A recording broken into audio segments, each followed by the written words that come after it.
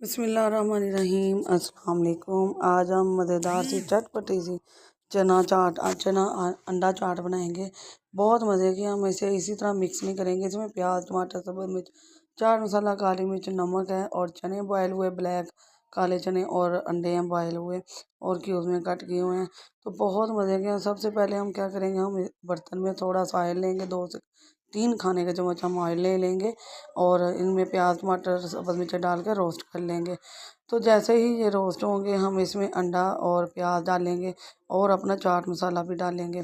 तो पहले हम मसाला जार डाल के थोड़ा सा रोस्ट करेंगे कि इनका कच्चापन ख़त्म हो जाए और इसके साथ ही हमने अपने चने और अंडे डालकर इनको 1 मिनट के लिए रोस्ट कर लिया और फिर हमने इसे फाइनल लुक देख लें। माशाल्लाह जी, ज़बरदस्त मज़ेदार से हमारे अंडा चना चाट रेडी हो गई है। आपने क्या करना है, लाइक शेयर सब्सक्राइब करना है और नई वीडियो का इंतज़ार करना है। इंशाल्लाह नई